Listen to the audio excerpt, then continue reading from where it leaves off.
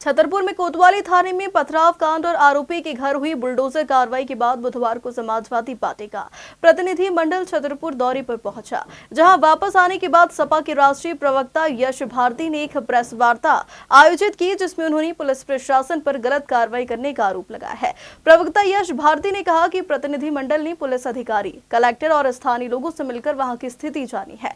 जिस मकान को तोड़ा अवैध बताकर तोड़ा, वह कैचमेंट एरिया से 1.5 किलोमीटर दूर है। छतरपुर में जिस तरीके से पुलिस प्रशासन ने अपनी नाकामयाबी छुपाते हुए सौहार्दपूर्ण माहौल को खराब करने का काम किया है, ये वास्तविकता वहां जाके पता चली।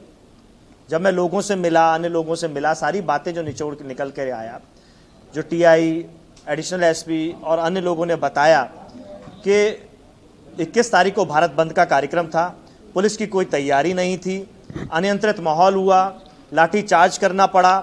जो लाठीचार्ज करना पड़ा तो तनावपूर्ण माहौल बना। मुस्लिम समाज का क्योंकि पूर्व निर्धारित कार्यक्रम था, वो थाने में एफआईआर दर्ज कराने आए थे, ज्ञापन देने के लिए आए थे। टीआई देरी से पहुंचे, तो उस देरी के कारण मुस्लिम समाज के लोगों ने एक दूसरे को फ़ोन करके या और संपर्क करके और लोग भीड़ इकट्ठी हो गई।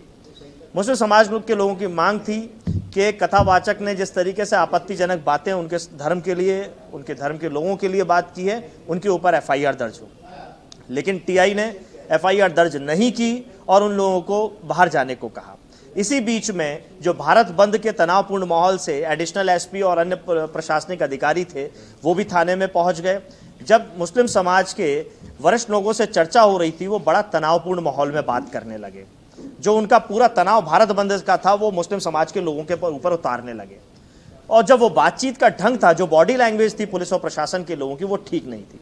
जो थाने के बाहर भीड़ थी, उसको लगा कि हमारे समाज के लोगों के साथ में बदतमीजी हो रही है, अपमानित करने का काम हो रहा है, तो उस भीड़ ने अपनी प्रतिक्रिया दी।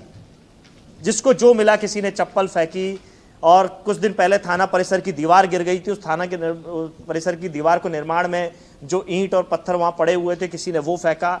बदले में पुलिस ने भी उस पत्थरों को फेंका। तो भीड़ को नियंत्रित करने के लिए पुलिस प्रशासन ने उन्हीं मुस्लिम समाज के लोगों से जिनसे तनावपूर्ण बातचीत वो कर रहे थे, उनको आगे किया कि भीड़ को नियंत्रित करें। लेकिन क्योंकि भीड़ अनियंत्रित हो गई थी, माहौल खराब हो चुका था, अब भीड़ किसी की बात सुनने को तैयार नहीं थी। तब वो मुस्लिम समाज के लोगों ने भी अपना बचाव किया और अपना बचाव करते हुए किनारा किया। लेकिन पुलिस ने अपनी कार्रवाई करते हुए, प्रशासन ने अपनी कार्रवाई करते हुए शहजाद का वो मकान गिराया जो तालाब से 1.5 किलोमीटर दूर है, और इस नाम पे गिराया कि तालाब कैचमेंट एरिया में आ रहा है। इससे पूर्व ना कोई नोटिस दिया गया था, ना कभी कोई बातचीत की गई थी।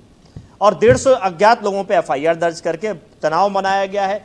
कई लोग एफआईआर में ऐसे हैं जो इस दुनिया में नहीं है। एक ही व्यक्ति के 2-2 बार नाम है, नाम और उपनाम से नाम जोड़े गए हैं। तो आखिर एफआईआर में नाम लिखवाए किसने हैं? पार्टी क्या कौन लोग हैं जो एफआईआर में गलत नाम लिखवा रहे हैं? और अल्पसंख्यकों को बदनाम करने की नीयत से यह झूठ फैलाया गया कि मुस्लिम समाज पूरी तैयारी से आया था, हथियार के साथ आया था, पत्थर लेके आया था, लाठी डंडे लेकर के आया था, हमला करने की नीयत से आया था। जिस बात को स्वयं टीआई, एडिशनल एसपी और एसपी अस्वीकार करते हैं कि मुस्लिम समाज इस तैयारी के साथ नहीं आया था। साधारण तरीके से जैसे ज्ञापन दिया जाता है, एफआईआर की मांग करने के लिए लोग आते हैं, वही उन्होंने किया। तो समाजवादी पार्टी ने उनसे मांग की कि ये झूठ फैलाया जा रहा है, झूठ को सबसे पहले नियंत्रित कीजिए। लेकिन एसपी और कलेक्टर ने जिस तरीके का जवाब दिया, वो बड़ा निराशाजनक है। उन्होंने लगभग ऐसा माहौल बनाया कि वो भी सहभागी हैं इस झूठ को फैलाने में।